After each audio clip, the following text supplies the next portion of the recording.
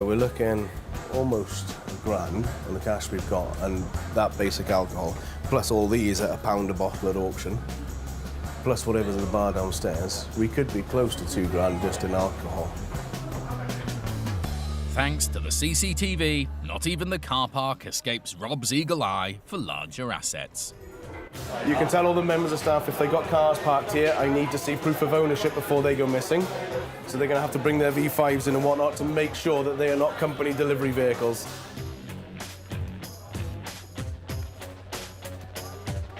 Gerald can't believe how much the restaurant owner is willing to risk tonight. We're talking of a debt of less than £4,000. It's now Thursday night, the eve of the weekend of trading, and they'd prefer all their equipment to be removed and pay. The last of the customers leave, and the doors are locked. More than 2 hours since the sheriffs entered the restaurant, seizure of assets is looking imminent. But suddenly, the owner is back on the phone. I've got 2 trucks on the way down here now to take everything away. Can you pay this by card if I was to send you a link? It seems that Gerald's powers of persuasion are finally paying off. The manager come to me saying that he has somebody downstairs that has a debit card or some type of card that would like to make payment in full of this debt. There's my telephone number, you've got my ID badge details, okay? That's the court details, including the court claim number, and that's the claimant versus the defendant, all right? Thanks for your help. Just a cool dude. The sheriffs have got payment in full, and the fire protection company will get the money they're owed. Cheers, mate. It's been a long day in there. That's the last thing you want, is enforcing in a restaurant in the middle of the night when you're starving because you haven't eaten all day. And it wasn't until we actively called the recovery to come down and pick up this stuff that they started to take it seriously. Absolutely cracking result. To actually get the result we wanted, get it paid and get out of there, I'm chuffed to bits. The owner of the restaurant told us the EZE Group had recently been franchised, and the restaurant is being run by a new company, which isn't responsible for the debt. He said the card payment machines had previously belonged to the debtor and that the VAT number hadn't been updated.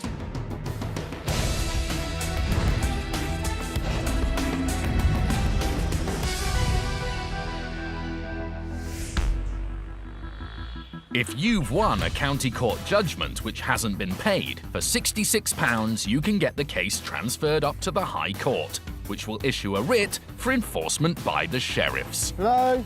I'm an enforcement agent enforcing a High Court writ. I'm here just to execute the court order. They've got unique legal powers. We're going to force entry into the shop in about the next 10-15 minutes. I have the right, under the writ, to investigate.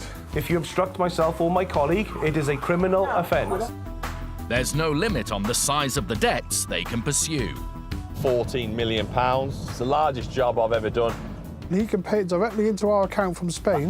If they're successful, they'll recover your money and costs from the debtor, Thanks. Thank you. as well as their own fees, which are set by the government. It was that amount there until 5:30. I don't stand here for 3 hours for nothing. If the sheriffs can't get your money, you'll be asked to pay another £90 to cover their costs.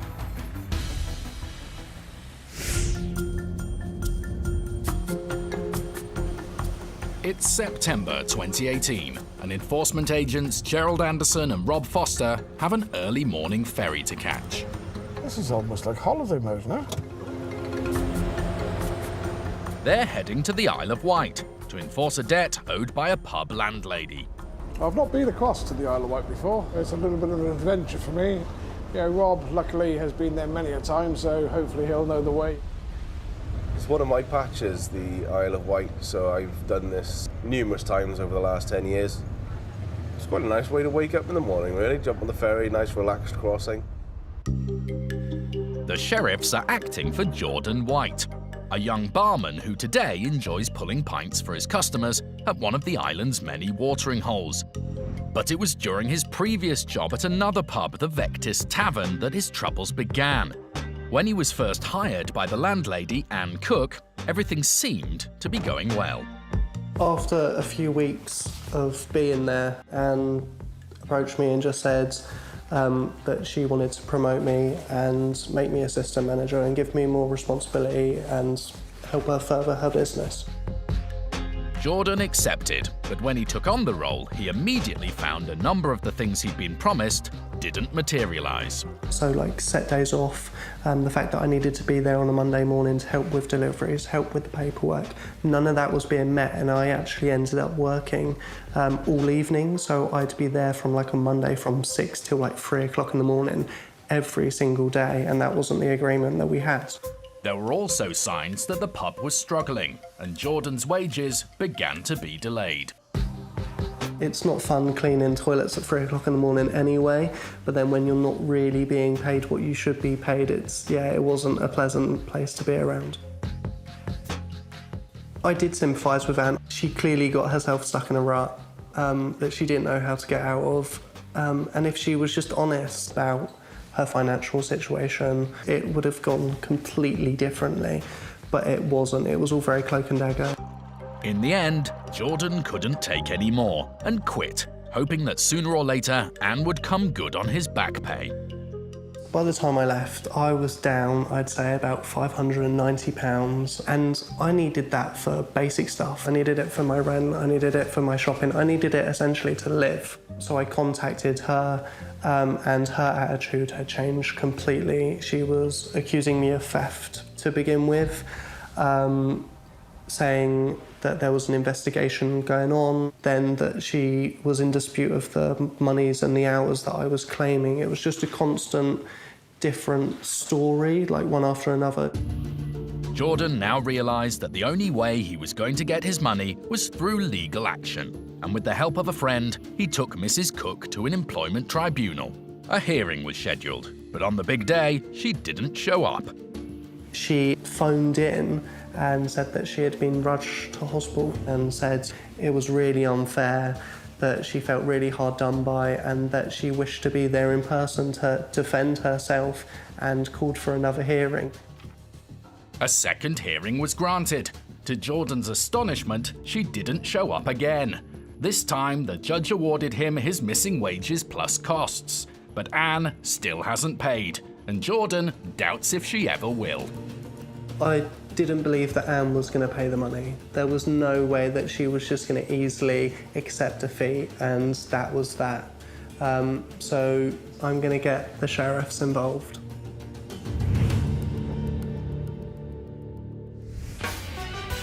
It's now down to Gerald and Rob to get Jordan's money.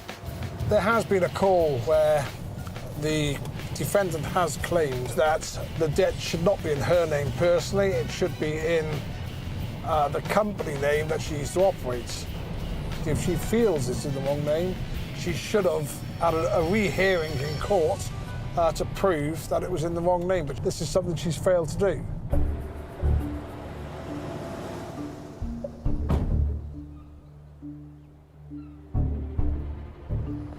It says closed, but there's a light on inside. Okay. It's a bit early for first orders, but Rob and Gerald are hoping the landlady will be there. Hello, you all right? Is Anne Cook about? Instead, they're let in by the cleaners. Hello. Oh, you don't speak English? Boss? Is boss about? And Rob gets the debtor on the phone. Hi, Miss Cook. It's Mr. Foster. Yeah, it's Mr. Foster from High Court Enforcement. Could you make your way down to the Vectis Tavern so we can have a chat? Okay, whose pub is it? What company is it? Okay, so you're a director of this new company. Right, okay. And all the assets in the pub, they were sold to this new company? Right, it's all brewery. Right, okay. And there's more. Do you know what time they're issuing it today? Mrs. Cook says the court is due to issue a stay of execution on the writ today. If you can ring the court and they've issued it, then ring me back, let me know which court it was, I'll ring them. If they've issued a stay, I'll be gone. If not, we're going to have to go through the rigmarole of finding out who owns all the stock within the property, piece by piece. Thank you very much. Thanks. Bye-bye. She says she's got nothing to do with the pub anymore. She's a silent director for a company that trades here, and the company that trades here is A. Cook Trading as Vectis Tavern Limited. And this is her third company.